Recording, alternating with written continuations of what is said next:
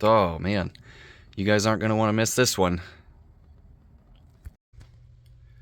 Hey everybody, Nolan of Black Diamond Services. Today's job is 2 rooms of empty carpet and an area rug I'm doing in the garage. It's just a synthetic, so no big deal on that. It's just going to be cleaned up. That one's probably in the best shape, because let's take a look at this carpet.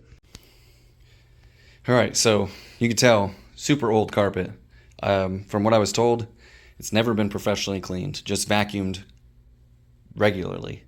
And you got some heavy traffic wear leading out the door. This carpet probably, realistically, is almost as old as I am, because this is definitely at least 80s, early 80s, probably at best 90s, I guess, possibly. I have seen it occasionally. Yeah, it usually cleans up pretty well, but considering it's never been professionally cleaned, you can tell the wear patterns are pretty thick. And so here's the other room. You can see I got my CRB ready to go to scrub it. It's been pre-sprayed. I am using a heavy mixture to work this out, since it's never been cleaned, so it's going to be fairly soiled.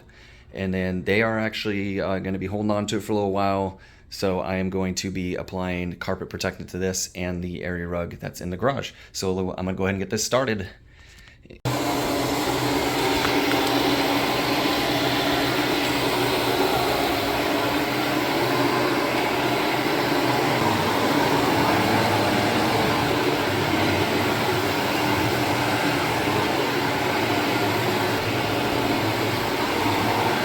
Okay, so since my last video was kind of pretty much non-talking on that CRB only video,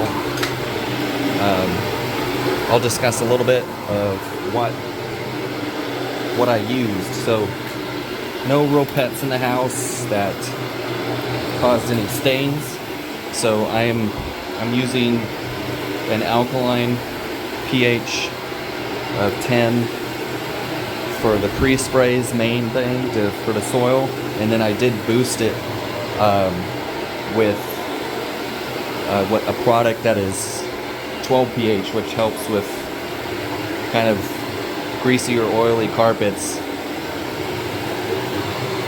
just because I don't know the full story behind this rug. So therefore I want to make sure that I have something in my mixture that's going to help with, you know, oils from like our feet or anything else, because I did see a couple spots that looked like they could be oil based that were kind of black in the other room. So I thought it would be wise to adjust my pre-spray for that.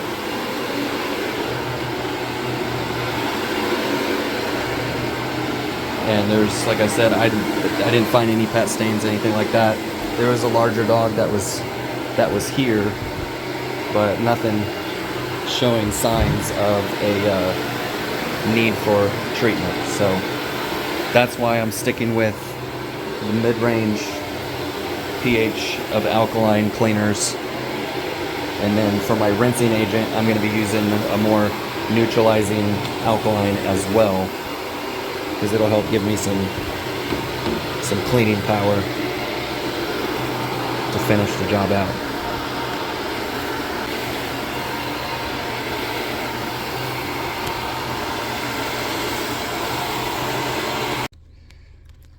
Okay, so just pre-spray and CRB has already made a significant difference in here.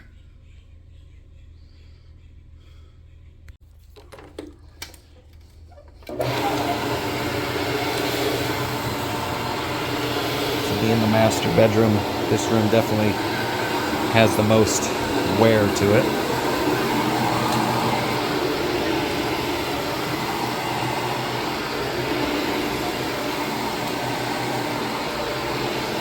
A little bit right here on the left side of this vent.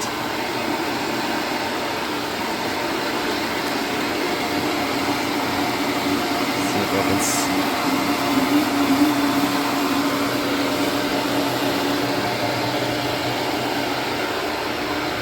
right on the edge of those vents is sometimes it gets dark because your vents use your carpet as a filter a little bit, so sometimes those edges right there are a little darker, but of course you can't really tell with this color of carpeting.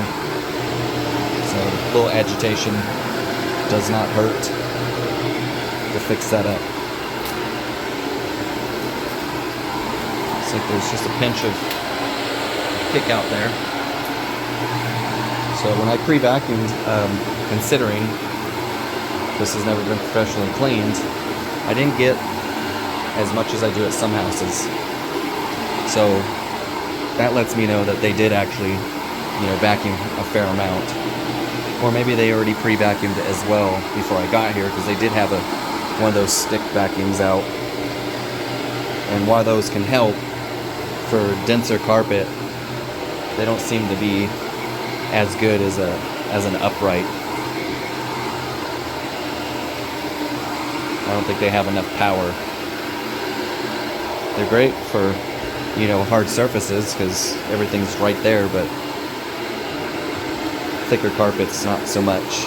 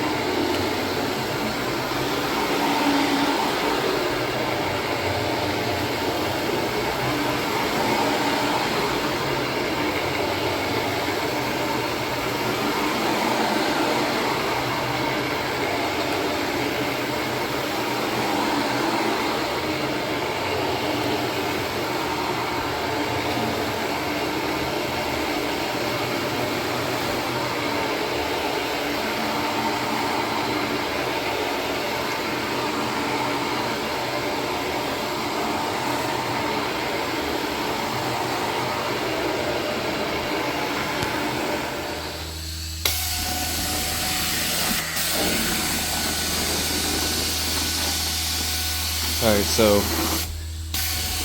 I already carefully cleaned in there where it's torn, and by the slider around that vent, just it's a little easier to do that when I'm using both my hands. I know some of you suggest to get a GoPro and all that stuff, and while that'd be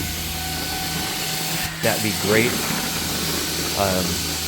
the reason why I don't partly is because if I'm gonna buy one, I like to buy the newest one. They're not very cheap, but also, I don't know, I think it would be weird to a lot of clients of me wearing a GoPro on my head or something like that. It might be a little off-putting. I mean, it would be good for empty houses when they don't, not gonna be there and don't care, but I don't know, some people they're just a little, sensitive, because that means I'm more likely to have stuff accidentally get in the video that they may not want, paperwork and things like that, and so I just worry about that is all.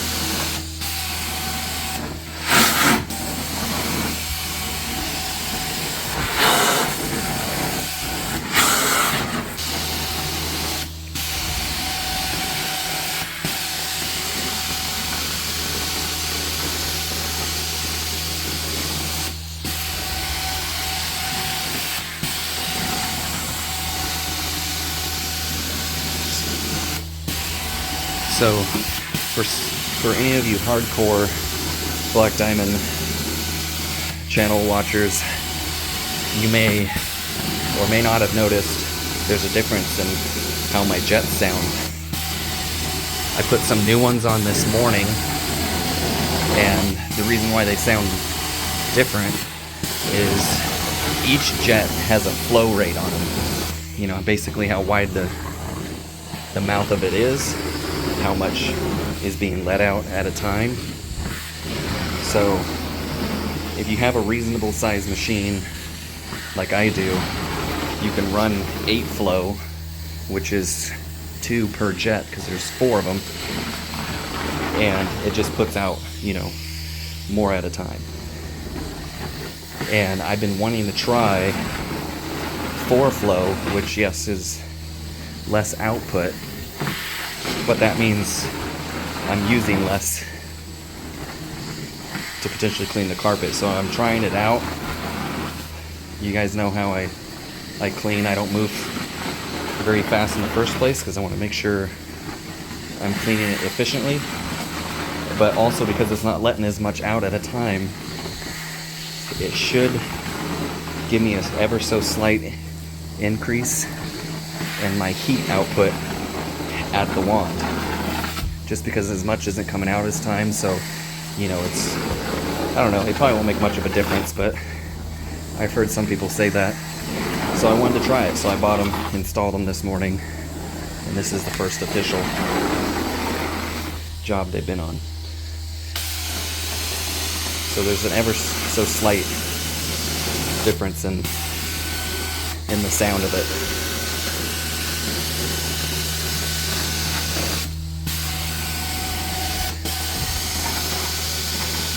Whew. Man, this job's a little hard to push through. It's not a very long hose run, so my machine is so strong that it's a little tough to get through it.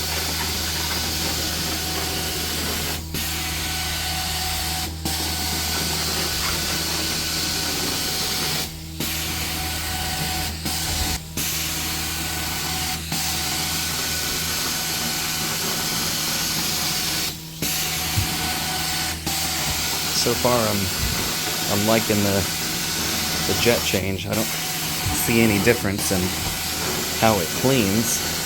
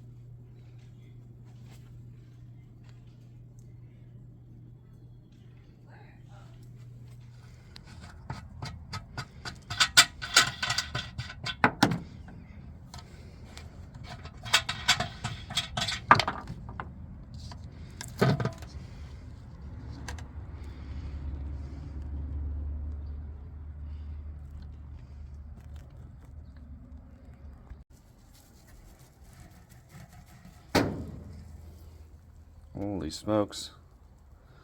Look at this. Ooh. Yuck.